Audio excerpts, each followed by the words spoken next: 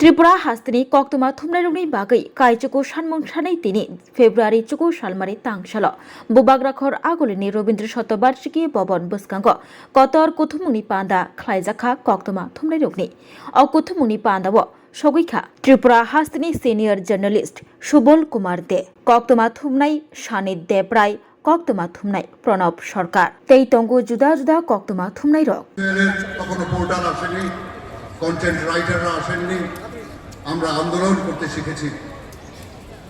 আমাদের অভিভাবক সুবল কুমার দে মহোদয় তার অক্লান্ত পরিশ্রমে এই রাজ্যে আন্দোলনের বীজ তলা গঠিত হয়েছে। তিনি আজকে শারীরিকভাবে কিছুটা অসুস্থ থাকার পরও এই ঐতিহাসিক জমায়েতে উপস্থিত থেকে আমাদের উৎসাহিত করেছেন। আমি সবার কাছে অনুরোধ করব করতালি দিয়ে তাকে একটা অভিবাদন জানাবার জন্য। আজকের এই মঞ্চে উপস্থিত রয়েছেন দৈনিক সংবাদ ট্রাস্টের চেয়ারম্যান তথা আরেকজন বরিষ্ঠ সাংবাদিক সঞ্জয় পাল মহোদয়, রয়েছেন প্রণব সরকার, যিনি আমার আগে বক্তব্য রাখলেন, এর অধিক পরিচিতি দেওয়ার প্রয়োজন নেই। আপনারা জানেন আপনাদের সুখে দুঃখে প্রতিটি সংগ্রামে আপনারা প্রণবকে পাশে পেয়েছেন। রয়েছেন সেবক ভট্টাচার্য, ভ্যানগার্ডের কর্ণধার, আরেকজন লড়াকু সৈনিক। রয়েছেন বিশ্বেন্দু ভট্টাচার্য সহ অগণিত সাংবাদিক। রয়েছে আমার বোনেরা, যারা কোনো অংশেই ভাইদের চেয়ে কম নয়, বরং এক পা এগিয়ে আজকের অনুষ্ঠানের শুরু থেকে এই পর্যন্ত অক্লান্তভাবে ঘোষিকার দায়িত্ব পালন করে চলেছেন। আমি বলবো ঘোষিকা নয়, ওরা আজকের এই ঐতিহাসিক জমায়েতের বীজতলা প্রস্তুত করছেন। আমি এই মঞ্চ থেকে তাদেরকে অভিনন্দন জানাই। আমাদের সঙ্গে রয়েছে সাপ্তাহিক পত্রিকার ভাইয়েরা, যারা অতি কষ্টের মধ্যে থেকেও এই কাগজগুলি করে যাচ্ছেন। আমাদের সঙ্গে রয়েছেন দীপক বরজ এবং ননী গোপাল দেবনাথের নেতৃত্বে আমাদের পত্রিকা বিতরক ভাইয়েরা, যাদের কাছে আমরা আমৃত্যু ঋণী থাকবো, আমরা যারা প্রিন্ট মিডিয়া করি, কারণ তাদের পরিশ্রম, তাদের সততা, তাদের নিষ্ঠা, তাদের ধর্মাত্ম শরীরের মাধ্যমে তারা এই শহরকে ভোর জাগিয়ে দেয়। মানুষ জেগে ওঠার আগে তাদের কাছে পৌঁছে যায় দৈনিক পত্রিকা। শুরুর দিন থেকে, যেদিন থেকে ভূপেন দত্ত ভৌমিক, পরিমল বিশ্বাসরা এই রাজ্যে প্রিন্ট মিডিয়া শুরু করেছেন, সেই দিন থেকে অক্লান্তভাবে ওরা কাজ করে চলেছেন। বিশেষ করে ননী গোপাল দেবনাথ, যিনি আপনাদের সামনে বক্তব্য রেখেছেন, এই বয়সেও যিনি অক্লান্তভাবে এবং সততার সঙ্গে এই কাজটা করে চলেছেন, তাকে আমার কুর্নিশ জানাই, আমার প্রণাম জানাই। আপনাদের কাছে আবারও আমার কৃতজ্ঞতা জানাই। দাবি দাওয়া নিয়ে অনেকে বলেছেন, এখানে রয়েছে সুবল দে মহোদয়, সঞ্জয় পাল মহোদয়, সানিত দেব রায় মহোদয়ের মতো সাংবাদিকরা, সম্পাদকরা রয়েছেন। তাদেরকে প্রণাম জানিয়ে, শ্রদ্ধা জানিয়ে আমি বক্তব্য শুরু করছি। বক্তব্য শুরুর আগে আমি আপনাদের বলতে চাই, সারা রাজ্যে যখন সাংবাদিকরা আক্রান্ত হন, সমস্যায় পড়েন, তখন কিন্তু আমি আপনাদের কাছে যাই। এটা ভাবার কোনো কারণ নেই যে আমি একা যান, সাথে অনেকে যান। আর যারা আজকে এখানে এসেছেন, যাদের নাম আমি বলেছি একটু আগে, তারা আমাকে উৎসাহিত করেন। তারা আমাকে বলেন যে তুমি যাও, আমরা আছি। আমরা আপনাদের সাথে যে আছি, সেই বার্তাটা আজকে আপনারা দেখেছেন সিনিয়ররা এখানে আছে, তারা আমাদের সাথে আছে বলেই আমরা কাজ করতে শক্তি পাই। এখন প্রশ্ন হলো, দাবি দাওয়া নিয়ে অনেকে বলেছেন কেন আজকে এত বড় জমায়েত। বিগত দিনে যারা সাংবাদিকতা করেন, এখানে সুবলদেব মহোদয় আছেন, হকার অ্যাসোসিয়েশনের যিনি সভাপতি ননীবাবু আছেন, ওনারা এরকম জমায়েত দেখেছেন কিনা আমার মনে নেই, আমি অন্তত দেখিনি। সংখ্যাটা কত আমরা জানিয়েছিলাম 400, কিন্তু সংখ্যাটা এখন আমাদের কাছে আছে, সেই সংখ্যাটা 500 ছাড়িয়ে গেছে।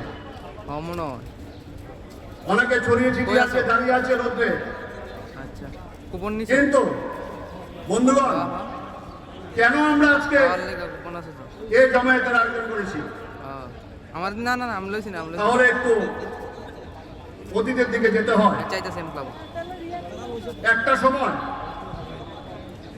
আমাদের বলা হতো আমরা এই রাজ্যের মোমবাতি সাংবাদিক। আমরা এই রবীন্দ্র ভবনের সামনে প্রায় 6 মাস মোমবাতি জ্বালিয়েছিলাম সুদীপ শান্তনুর বিচার চেয়ে। আজকে যারা আমরা এখানে আছি, তখন সবাই এখানেই থাকতেন। এই আমলে সরকার পরিবর্তনের পর আমাদের বলা হচ্ছে আমরা দালাল গোষ্ঠী, কোন আমলে বলা হচ্ছে আমাদের মোমবাতি সাংবাদিক, কোন আমাদের বলা হচ্ছে দালাল গোষ্ঠী। তাহলে একটা জায়গা বন্ধু পরিষ্কার, আমাদের পথ সঠিক আছে, আমরা সঠিক পথে চলছি। যেখানে অন্যায় সে প্রতিবাদ হবেই হবে। কোন সত্যি আমি আবারও বলছি, কেউ যদি আমাদের আন্ডার এস্টিমেট করে থাকেন যে আমাদের মধ্যে বিভাজন করানো হচ্ছে, সানির যাত্রায় প্রণব সরকারের মধ্যে বিভাজন করিয়ে দেওয়া হয়েছে, এখন আমরা রাজত্ব করব, এটা হবে না বন্ধু। এই মেসেজটা আজকে এখান থেকে আপনারা নিয়ে যাবেন। আমাদের মধ্যে ডিভিশন করে, বিভাজন করে সাংবাদিকদের দাবিয়ে রাখা যায় না। যদি দাবিয়ে রাখা যেত, তাহলে সাতভুল থেকে, ধর্মনগর, সোনামুড়া, কাঞ্চনপুর থেকে, মোহনপুর থেকে সাংবাদিক রাস্তা এখানে আসতেন না। আপনারা জানেন, আমি অজিত দিকে বলবো, আক্রমণের কিছু ভিডিও ফুটেজ দেখাতো। কি অপরাধ ছিল আমাদের? স্বামীদার আমি দুইটা খবর করেছিলাম, এর বাইরে কিচ্ছু করিনি, কোনো শব্দ প্রয়োগ করিনি, কারোর সাথে কোনো কথা বলিনি, কোনো জমায়েত করিনি। আমরা এই জমায়েত অনেক আগে করতে পারতাম। আমি যখন জেলা স্তরে যাই, মহকুমা স্তরে যাই, একটা কথা আপনারা বলতে পারবেন না আমি কি আপনাদের কারোর সম্পর্কে কোনো কথা বলি। আমি আপনাদের আক্রান্ত হলে পাশে যাই, থানাতে যাই। কি অপরাধ ছিল আমাদের? কেন পলিটিক্যাল তকমা দিয়ে, দালাল আখ্যা দিয়ে, প্রিভিলেজের পর প্রিভিলেজ, প্রিভিলেজের প্রিভিলেজ। আমি আবারও বলবো, এই মঞ্চ থেকে বলবো, আমার বিরুদ্ধে, সানিকদার বিরুদ্ধে আরো প্রিভিলেজ করুন, যতবারে করুন। এইসব প্রিভিলেজকে আমরা গুরুত্ব দিই না। এটাও একটা প্রিভিলেজ হবে।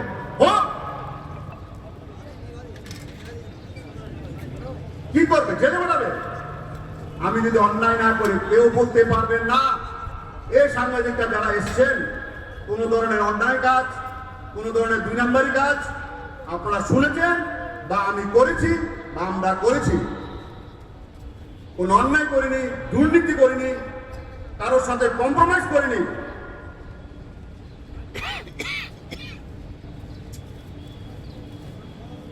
আমি বলবো আপনারা একটু ভিডিওটা দেখুন, কি অপরাধ ছিল আমাদের।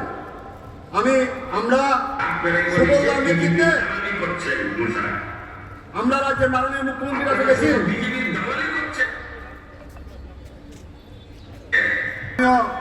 আমাদের অভিভাবক সুবলদের নেতৃত্বে সব সাংবাদিকরা, সম্পাদকরা, সঞ্জয় পাল ছিলেন, আমরা মাননীয় মুখ্যমন্ত্রীর কাছে গিয়েছিলাম, বিচার চেয়েছিলাম। বন্ধুগণ, বিচার আমরা পাইনি আজও। তারপরে কি হয়েছে? তারপরে নোটিশের পর নোটিশ, প্রিভিলেজের পর প্রিভিলেজ। কে বাবুলি বেশি যদি চ্যালেঞ্জ করে এই জমায়েত আমরা যিনি যেখানে বলেন সেখানে করে দেখাতে পারি। কারণ এই শহরের মানুষ, এই রাজ্যের মানুষ আমাদের চেনে, যারা বলে ওদেরকেও চেনে। আরেকজন এসছে হারাম বলে টাইগার নেতা, টাইগার নেতা প্রতিনিয়ত হুমকি দিচ্ছে, প্রতিনিয়ত সোশ্যাল মিডিয়াতে হুমকি দিচ্ছে। আমরা এসব গুলোকে যদি কেউ মনে করে থাকে, আমাদের অতীত যদি জানে, অনেকে তো পোস্ট অফিসে গেছেন আমাদের রেকর্ড জানার জন্য, ফরিয়াদের রেকর্ড জানার জন্য, হেডলাইন্সের রেকর্ড জানার জন্য। কেস অনেক করেছে। অপরাধটা কি ছিল? আপনারা বেআইনি কাজ করবেন, আমরা বলতে পারবো না, লিখতে পারবো না, দেখাতে পারবো না। আর যদি বেশি বেশি সামাজিক মাধ্যমে এসব করেন, আমি বলে দিয়ে যাচ্ছি, যা বলি তা আমরা করি, এর থেকে বেশি করি। সাংবাদিকরা আমাদের অপরাধ কি ছিল? সাংবাদিকরা পেনশন আগে ছিল 1000, পরিবর্তনের পর পেনশন হয়েছে 10,000। ফ্যামিলি পেনশন চালু হয়েছে। এই ফ্যামিলি পেনশনের কাগজ আমরা প্রত্যেকটা বাড়িতে গিয়ে ওদের পরিবারের হাতে তুলে দিয়ে এসেছি। এরকম মিডিয়া ছিল রাজ্যে। মহকুমা স্তরে প্রেস জ্যাকেট থেকে শুরু করে, ইলেকট্রিশিয়ান কার্ড থেকে শুরু করে, একটা সময় ইলেকট্রিশিয়ান কার্ড ছিল শুধু একটা বাড়ি পছন্দ করে দিত, সে বাড়ি থেকে ইলেকট্রিশিয়ান কার্ড হতো। এখন মহকুমা স্তরে সাংবাদিকরা ইলেকট্রিশিয়ান কার্ড পায়, তাদের স্বাধীনতা অর্জিত হয়েছে।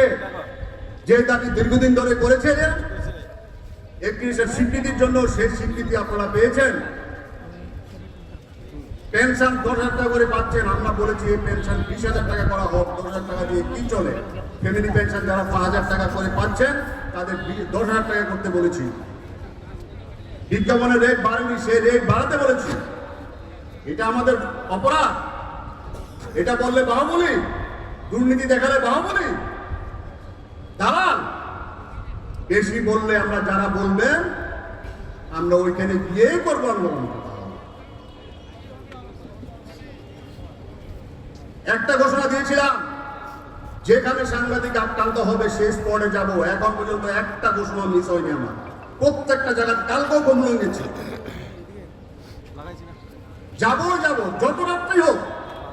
একটা সাংবাদিকের উপর যদি আক্রান্ত হয়, একটা সাংবাদিক যদি সামাজিক মাধ্যমে গালিগালাজ করেন, বিশ্রীভাবে যদি গালিগালাজ করেন, কাউকে মাফিয়া তাকমা যদি দেন, কাউকে দালাল তাকমা যদি দেন, তাহলে কিন্তু পরিণতি ভুগতে হবে, আমি বলে দিচ্ছি।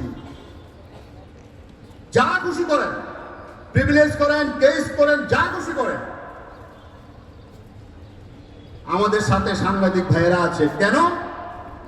আজকে যারা এসছেন তারা সবাই আমাদের সাথে 10, 12, 15 বছর ধরে আছে।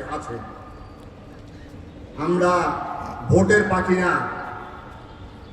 ভোট আসলে আমার সাংবাদিকরা ভাইরা ভালো, ভোট চলে গেলে ওদেরকে আমরা দেখবো না, এরকম সিস্টেম নেই আমাদের মধ্যে। আপনারা কেউ বলতে পারবেন না যারা এসছেন ভোটের সাথে আপনাদের সাথে সম্পর্কের কোনো যোগাযোগ আছে। যখন আপনাদের কোনো সমস্যা পড়ে, আগরতলা শহরে যদি আপনারা সিট না পান, রক্ত না পান, আমরা কখনো ওই কে কোন দলের কোন পত্রিকাতে লিখেন সে কিছু আমরা দেখি না। এ ছিল আমাদের অপরাধ। আমরা 2 টাকার মূল্যে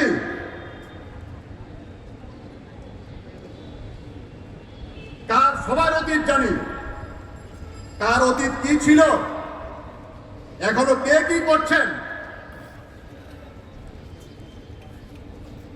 আমরা আগেও যেরকম লিখেছি, আগেও রক্তচক্ষু দুইজন সাংবাদিক হত্যা করা হয়েছে এই রাজ্যে 1 মাসের ব্যবধানে। বিচার হয়েছে? দিল্লি পর্যন্ত গেছি আমরা, বিচার হয়ে রাষ্ট্রপতির কাছে গেছি আমরা, সুবলদার নেতৃত্বে আমরা রাষ্ট্রপতির কাছে গেছি, কেন্দ্রীয় স্বরাষ্ট্রমন্ত্রীর কাছে গেছি। বিচার হয়েছে বন্ধুগণ? বিচার পেয়েছে ওরা? পাইনি। দিল্লিতে আমরা রাস্তায় এইভাবে আমরা দিল্লিতে রাস্তায় আমরা শুয়ে পড়েছিলাম, কারণ আমরা সস্তায় সাংবাদিকদের সাথে থাকি না।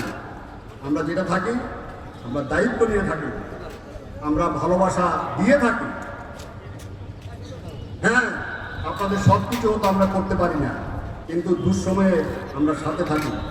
একটা লোক যারা এসছে, কেউ বলতে পারবেন না আপনারা দুঃসময়ে আপনারা পড়েছেন, সেই সময় আমরা আপনাদের পাশে থাকিনি। এই জাতি, এই জনজাতি ভাইয়েরা, এরা যে জনজাতি ভাইদের জন্য আলাদা করে প্রেস ক্লাব তৈরি করা হয়েছে, গোটা দেশে কোথাও পাবেন না আপনারা। এটা একটা ইতিহাস। একটা রাজ্যে 2টো প্রেস ক্লাব, এত কিছু করার পর এটাই আমাদের অপরাধ। কেউ হয়ে গেল বাহুবলী, কেউ হয়ে গেলাম দালাল। এভাবে চলবে না বন্ধুগণ। এটা তো ট্রেলার দেখেছেন, তারপরে আসলটা দেখবেন। যদি দেখি এর পরেও আমাদের নামে বলা হচ্ছে, করা হচ্ছে কিছু, মনে করবেন হ্যাঁ, আপনারা বলবেন হ্যাঁ আমরা তো জিতে গেছি, করে দিয়েছি, কিন্তু পরেরটার জন্য তৈরি থাকতে হবে। এটা যদি মনে করেন এটা হুমকি, ইয়েস, এটা হুমকি।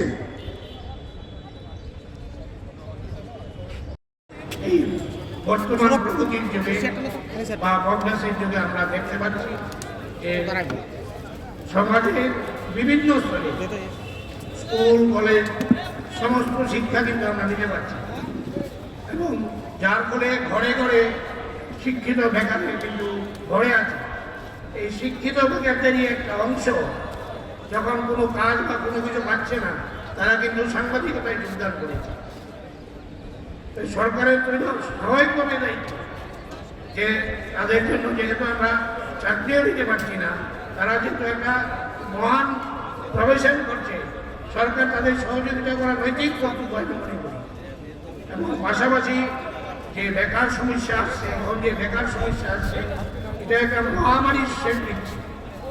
কারণ সরকারের আজকে যারা শিক্ষিত বেকার হয়ে গেছে, তারা ব্যবসাও করতে পারবে না, কারণ ব্যবসাটাও মাল্টিন্যাশনাল কোম্পানির পুষ্টিভূত হয়ে গেছে। তাহলে এই যুবকরা যাবে কোথায়? আমি সরকারের কাছে আবার বলব, যেটা বামফ্রন্ট সরকারও করে নাই, বর্তমান সরকার কিন্তু এই ধরনের শিক্ষিত বেকারদের জন্য কিছু করছে না, বা আমাদের সাংবাদিক ভাইদের জন্য কিছু করতে পারছে না।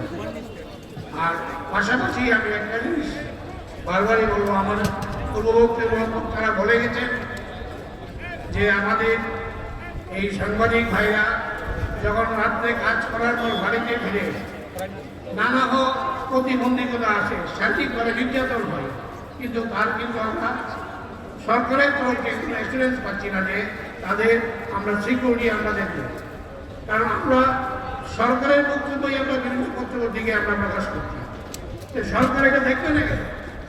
আজকে আমাদের সাংবাদিক ভাই বোনেরা, আমি আশা করব তাদের সিকিউরিটি বা তাদের যে কোনো আর্থিক সহযোগিতা এবং তাদের কোনো পরিকল্পনা অবশ্যই থাকা উচিত। এবং আমি সবচেয়ে বেশি আনন্দ দিন করছি যারা আজকে এই উদ্যোগটা নিয়েছে, আমি দুজনকে আমি সাধুবাদ জানাই। প্রতি বছর এই ধরনের সমাবেশ হওয়া উচিত। মিলে মিলে কোনো দল থাকবে না, কিছুই থাকবে না, কারণ সার্বিকভাবে মানে আমাদের যে সাংবাদিক ভাই বোনদের মানে কল্যাণে আমরা এটা করছি। এবং আমি পুনরায় তাদের কাছে অ্যাপিল করব, প্রতি বছর এই ধরনের সমাবেশ হওয়া উচিত, কারণ সবাই সার্বিক সমস্যা আজকে আলোচনা করতে হবে। এখানে সিনিয়র সাংবাদিকরা অনেক কিছু বলেছেন, আমার ভালো লেগেছে যে তারা সঠিক কথাই বলেছে। এবং আমি আশা করব যে আজকের এই যে সমাবেশ, আমরা এই সমাবেশ থেকে কিছু পাবো, এবং আগামী দিনে তার সুফল আমরা আশা করি। আমরা আমাদের যে দাবি, এই দাবির পিছনে যদি আমরা সবাই থাকি, আমরা আপনার গুরুত্বপূর্ণ করব। এই বলে নমস্কার দিনে সবাইকে নমস্কার। সরকারের বিরুদ্ধে নয় কোনো সংবাদপত্র, সংবাদপত্র তার দায় নিয়ে পালন করছে, তার দায়িত্ব পালন করছে, মানুষের অধিকার সম্পর্কে মানুষের সচেতন করছে। সুতরাং সংবাদপত্রকে বিরোধী অংশ বলে ভেবে দেওয়ার কোনো প্রয়োজন নেই। এই সংবাদপত্রে যারা সংবাদপত্রের জন্যই এই সাংবাদিকদের আন্দোলনের জন্য আজকে যারা এরা যে শাসন করছেন তাদেরকে এই কথাটা মনে রাখা উচিত। সাংবাদিকদের আন্দোলন থেকেই এই সরকারটা এই রাজ্যে প্রতিষ্ঠিত হয়। আর যেসব দাবি দেওয়া আজকে সম্বন্ধ আমি দেখলাম এখানে অনায়াসে সম্ভব না। এই আমাদের মতো রাজ্যে সাংবাদিকরা যে আর্থিক কোন অবস্থা আছে ওই লেভেলের একটা নেই। আমি ন্যাশনাল মিডিয়া ফাউন্ডেশনের ভাইস প্রেসিডেন্ট, সারা ভারতবর্ষে কোথায় কী হয় আমি খবর পাই। আমাদের ত্রিপুরার মতন সাংবাদিকরা এই দুরবস্থার মতো কোনো রাজ্যে নেই। তাই জন্য এই কারণে সরকারের ভূমিকাটি এরকম, কেন এই রাজ্যে কোনো বৃহৎ শিল্পপতিকে প্রক্রিয়া করতে আসেনি। প্রক্রিয়া করছে আমরা যারা মধ্যস্থ শ্রেণীর লোকজন আমরাই প্রক্রিয়া করেছি। আমরা খেয়ে না খেয়ে এই জায়গায় কিন্তু সরকারের এই দিকটা চিন্তা করা উচিত। আর সংবাদপত্র বন্ধ হয়ে যাবে না, সংবাদপত্র বন্ধ হয়ে মনে রাখতে হবে যে অনলাইন মিডিয়া চালু আছে। আজকে সারা পৃথিবী জুড়ে তার তখন আর সাংবাদিকদের কে কি লেখলো তখন আর এটা খুঁজে পাওয়া যাবে। কালকে বাংলাদেশে একটি সংবাদপত্র প্রতিষ্ঠানে পুলিশ ঢুকে 52 জন কর্মীকে তুলে নিয়ে গেছে থানা। কি এক মহিলার একটা নিউজ হয়েছিল, এই নিউজটা কেন করলো যে তুলে নিয়ে গেছে? রাত 3টার সময় তাদেরকে ছেড়ে। এই পরিস্থিতি চলছে আমাদের প্রতিবেশী।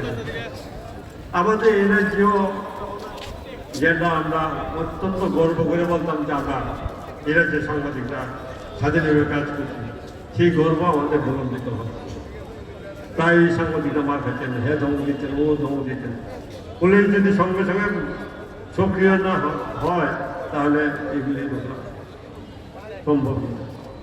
সুতরাং পুলিশ মন্ত্রীকে, পুলিশের মহানির্দেশককে আমি বলবো এই বিষয়টার প্রতি নজর দিতে, সাংবাদিকদের নিরাপত্তা সুনিশ্চিত করতে, সাংবাদিকদের আবাসনের সমস্যা সমাধান করতে। আর বাকি সব দাবিগুলো সব দিকে আমি সমর্থন করি। আমি দাঁড়াতে পারছি না, আপনাদের কাছ থেকে ক্ষমা চেয়ে আমি নেমে যাচ্ছি। সবাই ভালো থাকুন, সুস্থ থাকুন। আগামী দিনে যদি বেঁচে থাকি আপনাদের পাশে আছি, আপনার আন্দোলনের সবাই। অসংখ্য ধন্যবাদ সুবলদাকে। বলবীর বল উন্নত মমশির, শির নেহারি আমারি নত শির ওই শিখর হিমাদ্রির। বলবীর বল মহাবিশ্বের মহাকাশ ফারি, চন্দ্র সূর্য গ্রহ তারা ছাড়ি। ভুলোক দুলোক গোলোক ভেদিয়া, খোদার আসন আরশ ছেদিয়া। উঠিয়াছি চির বিস্ময় আমি বিশ্ববিধাত্রীর, মমললাটে রুদ্র ভগবান জলে। রাজ রাজ টিকা দীপ্ত জয়শ্রীর, বলবীর আমি চির উন্নত শির। আমরা সাংবাদিকতা করি, আমরা জানি সংবাদ লেখা শুধু পেশা নয়, সাংবাদিকতার মূল সুর হলো প্রতিবাদ, অন্যায়ের বিরুদ্ধে প্রশ্ন তোলা, চোখে চোখ রেখে কথা বলা, সত্য বলা। এই সাহসী একজন সাংবাদিক। সংবাদ মাধ্যম মানুষের কথা বলে, সংবাদ মাধ্যম এ রাজ্যের মানুষ তার পাশে আছে। সুদীপ শান্তনুর হত্যার পর এ রাজ্যের মানুষ ক্ষোভে ফেটে পড়েছিল। সুদীপ শান্তনুর ঘটনা নিয়ে আমরা দিল্লি পর্যন্ত দৌড়ে গেছি,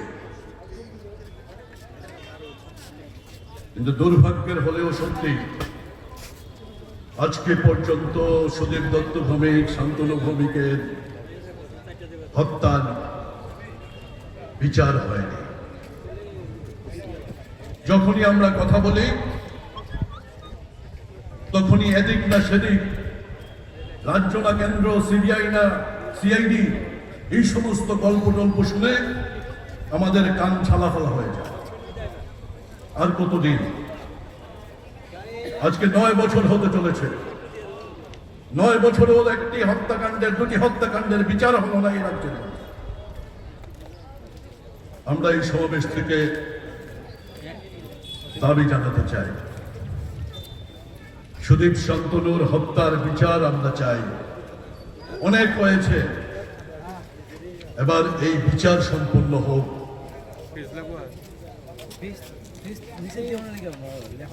সাংবাদিকদের আবাসনের বিষয়,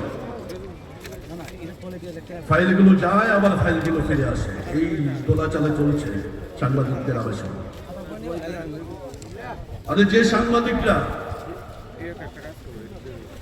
নিজের ঘাম ফেলে পরিশ্রম করে দিনে রাতে, মাঝরাতে, সারা শহর যখন ঘুমায়, সারা রাজ্য যখন ঘুমায়, তখন ক্যামেরা নিয়ে ছুটে অলিতে গলিতে কোথাও দুর্বৃত্তরা কোনো ধরনের ঘটনা করছে কিনা, কোথাও পাচার কার্য হচ্ছে কিনা। আর এই সাংবাদিকদের পাশে দাঁড়াবে না। যতখানি দাঁড়িয়েছে ভালো, আরো চাই আমরা। এগুলো আমাদের বেসিক নিড। এই নিডগুলো পূরণের জন্য আমরা সবাই মিলে সমবেত হয়েছি। যদি সিনিয়ররা চায় তাহলে ঐক্যবদ্ধভাবে সবাই আগামী দিনে এগিয়ে যাওয়া যেতে পারে। কিন্তু আমরা বলি, যদি আমাদের ঐক্যটা থাকে তাহলে যত বড় হনই হোক না কেন, চোখ রাঙিয়ে আমাদেরকে দমানো যাবে না, যেরকম ভাবে বিগত দিনে আমাদের চোখ রাঙিয়ে দমানো যায়নি। আইনের বেড়াজালে ফেলে আমাদের যে আসল কাজ, সংবাদ সংগ্রহ করা, এই জায়গাগুলোকে স্তব্ধ করে দেওয়া হচ্ছে বিভিন্ন সময়। কোর্টে মামলা, অমুক জায়গায় মামলা, বিধানসভায় মামলা, অমুক খানে মামলা। এগুলো বন্ধ হওয়া উচিত। আমাদের কাজটা করতে দেওয়া উচিত। আমরা নৈতিকতা নিয়ে এগিয়ে যেতে চাই। এ রাজ্যের মধ্যে নৈতিকতার বন্ধনে যারা আবদ্ধ, তাদের সবাই একত্রিত হয়ে আগামী দিনে সাংবাদিকদের অধিকার সুরক্ষায় আরো দুর্বার আন্দোলন করে তোলা উচিত। সবাই সেই পথে এগোবেন। অসংখ্য ধন্যবাদ, অভিনন্দন। আপনাদেরকে স্বাগত জানাই, আপনাদেরকে অভিনন্দন জানাই এই মহাসমাবেশে উপস্থিত হওয়ার জন্য। এই রাজ্যের প্রেস কোনো সময় সবল নয়। তার লেখনী সবল হতে পারে, যে তার আর্থিক বন্ধন সবল হতে পারে। আজকে যে দাবি দাবাগুলো নিয়ে আমরা এখানে এসেছি, তার অধিকাংশই 1970 সাল থেকে আমরা দাবি করি। কিছু দাবি দেওয়া পূরণ হচ্ছে। এই রাজ্যে কোনো বিজ্ঞাপন নীতি ছিল না, এই রাজ্যে কোনো সাংবাদিকদের সরকারি পরিচয়পত্র ছিল না। এইগুলি আমাদের মুভমেন্টের জন্য হয়েছে। এই রাজ্যের প্রেস ক্লাব প্রতিবারে চিন্তাও করতে হবে না। এই রাজ্যের প্রেস ক্লাবের জন্য মুভমেন্ট করা হয়। আমার বিরুদ্ধে 3 কলম লিখে দিয়েছেন আমাদের শ্রদ্ধেয় মিনিস্টার বন্দ্যোপাধ্যায়, সেটা আমার পক্ষের কাগজে ছাপা হয়েছে। আমি নাকি প্রেস ক্লাবটাকে মদের ঠেক বানানোর জন্য, অথচ আমি নিজে মদ খাই না। যাই হোক, আগরতলা প্রেস ক্লাব আমরা মদের ঠেক বানাতে যাইনি। এবং আগরতলা প্রেস ক্লাবের সাথে মানে প্রতিটি মহকুমায় প্রেস ক্লাব হয়েছে। আমাদের আন্দোলনের সার্থকতায় এখানে মানুষ সচেতন হয়েছে, সাংবাদিকরা সচেতন হচ্ছে। আজকে যে দাবি দেওয়া হয়েছে তার অধিকাংশই পূরণ করা সম্ভব। আসলে আমাদের তরফে কিছু দাবি দেওয়া আছে। সাংবাদিকদের আবাসন নিয়ে সেই সুকুমার সেনগুপ্তের আমল থেকে আন্দোলন করছে, হয়নি তখনও। তারপরে নিজেও সাংবাদিক ছিলেন, মেনে নিয়েছিলেন, তো কাজটা আর হয়নি। একটা সময় হলো যখন সাংবাদিকদের বিরুদ্ধে উনি লিখছে এবং বলতে আরম্ভ করেছে। সেই অবস্থান আমরা মানিক বাবুর কাছেও পেয়েছি। আলটিমেটলি সরকার, এই রাজ্যে সরকার বদল হওয়ার 1918 সালে একটি নতুন সরকার ক্ষমতা আসে। তার নেতৃত্বে ছিলেন বিপ্লব দেব। ওনার সময়ে কিছু যেটা মিডিয়ার জন্য কিছু কাজকর্ম হয়েছে, মিডিয়া পলিসি পরিবর্তন হয়েছে। মিডিয়ার যাকে অ্যাগ্রেসিভ পলিসি ছিল, সরকারি পলিসি, সেটা কিছু বদল হয়েছে। আর যেটা হয়েছে সাংবাদিকদের আবাসনের জন্য মন্ত্রিসভায় সিদ্ধান্ত গিয়েছে, এবং তৎকালীন রাজস্ব মন্ত্রী জিষ্ণুবাবুকে দায়িত্ব দেওয়া হয়েছিল কাজটা করার। জমি দেব দিচ্ছি করে আছে, আজ অব্দি জমি আমাদের দেয় না। আগের সরকাররা যা করেছেন এই সরকারও আমাদের সাথে তাই করছেন। এটা হলো বাস্তব ঘটনা। আমাদেরকে কাগজগুলিকে এই দুরবস্থার আবারও সরকারের কাছে দাবি জানাবো সাংবাদিকদের নিশ্চিত নিরাপত্তা এবং পাশাপাশি তাদের মাথা গোঁজার একটা ঠাঁই করে দেওয়ার জন্য প্রতিটা শহরে সাংবাদিকরা যেখানে কাজ করছেন সেখানেই তাকে একখণ্ড করে জায়গা দেওয়ার জন্য বিনামূল্যে যাতে তারা সেখানে ভোট করতে পারে। এটা শুধু ত্রিপুরা রাজ্যে নয়, ভারতবর্ষের সমস্ত রাজ্যে সাংবাদিকদের জন্য এই ওয়েলফেয়ার কাজটা রয়েছে এবং করাও আছে। শুধু ইন্ডিয়া কেন, ইন্ডিয়ার বাইরে অন্যান্য দেশেও আছে। কিন্তু আমাদের ত্রিপুরা রাজ্যে সাংবাদিকদের বাসস্থানের কোনো ব্যবস্থা করা হয় না আজকে দীর্ঘ বছর ধরে। আমরা সরকারের কাছে আবারও দাবি জানাবো সাংবাদিকদের বাসস্থানের ব্যবস্থা করে দিতে। সাংবাদিকদের আরো অনেকগুলো সমস্যা রয়েছে, আপনারা জানেন। সংবাদকর্মী যারা বন্ধুরা রয়েছেন তাদের সমস্যা রয়েছে, এবং আমাদের রাজ্যের আপনার বাড়িতে সকালবেলা যে পৌঁছে দেন খবরটা, যে সরকার ভাই যিনি সকালবেলা আপনার বাড়িতে পত্রিকাটা পৌঁছে দেন, সে গ্রীষ্ম বর্ষা সমস্ত কিছু পরীক্ষা করে, সে হকার ভাইদের অনেক সমস্যা রয়েছে। তারাও কিন্তু আমাদের একসঙ্গে আমাদের এই কাজ করে, কারণ তারা না থাকলে আমাদের সারাদিনের যে পরিশ্রম, আমরা যে সংবাদপত্রটা তৈরি করি সেটা আপনার বাড়িতে পৌঁছবে না। তারাও আমাদের এই মিডিয়া ইন্ডাস্ট্রির অঙ্গ, অথচ তাদের জীবনযাত্রার মান অত্যন্ত দুর্বল। তাই আমরা সরকারের কাছে এবার দাবি করছি যে তাদের সকলের জন্য সামাজিক ভাতার আপনারা ব্যবস্থা করুন। আপনারা বিভিন্নভাবে সমাজের দুর্বলতর অংশের মানুষের জন্য সোশ্যাল ওয়েলফেয়ার ডিপার্টমেন্ট থেকে মাসিক সামাজিক ভাতার ব্যবস্থা করে থাকেন। তাই আমাদের দাবি তাদের জন্য আপনারা সামাজিক ভাতার ব্যবস্থা করুন। প্রতি মাসে করে তাদের জন্য একটা অঙ্ক সামাজিক ভাতার ব্যবস্থা করে দিলে তাদের জীবনযাত্রার মান কিছুটা উন্নত হবে। পাশাপাশি তাদের জন্য গ্রুপ ইন্স্যুরেন্স এবং স্বাস্থ্য পরিষেবা ফ্যাসিলিটিসগুলো সম্প্রসারিত করা আমাদের অন্যতম দাবি। সেটা করা গেলে তাদের জীবনযাত্রার মান কিছুটা হলেও উন্নত হবে, এবং আমাদের পাশাপাশি সমস্ত অংশের যারা সংবাদপত্রের সঙ্গে যুক্ত সাংবাদিক, সংবাদকর্মী এবং হকার ভাইয়েরা সকলে মিলে যদি আমাদের জীবনযাত্রার মান উন্নত করা যায়, তবে সংবাদপত্রের কোয়ালিটি এবং উৎকর্ষতা বৃদ্ধি পাবে, এবং আপনারা আপনাদের পছন্দের মতো এবং কোয়ালিটি নিউজ আপনারা পেয়ে যাবেন। আমাদের আরো অন্যান্য অনেকগুলো দাবি আছে, সেগুলো নিয়ে আমরা বিস্তারিত আলোচনা করব। আরো অনেকে বক্তব্য রাখবেন, তাই আপনাদের সবার কাছে অনুরোধ, আগামী দিনে আমাদের এই যে দাবি দেওয়া নিয়ে আন্দোলন লড়াই চলছে, আমি সবার কাছে শুধু একটাই অনুরোধ করব, আমরা সাংবাদিকরা দীর্ঘদিন ধরে আমরা আন্দোলন করছি, বিভিন্ন ব্যানারে, বিভিন্ন নামে, বিভিন্ন ফ্ল্যাগ হাতে নিয়ে। আমাদের এই জন্যই আমাদের এই দাবিগুলো পূরণ হয়নি। আমরা আজকের থেকে ইনিশিয়েটিভ নিয়েছি, আমরা সবাই ঐক্যবদ্ধভাবে একসাথেও লড়াই করব, কারণ আমাদের সবার দাবি একই, সবার সমস্যা একই। তাই জন্য আমরা সবার কাছে অনুরোধ করবো, আগামী দিনে আমাদের যতগুলো সংগ্রাম, যতগুলো লড়াই হবে,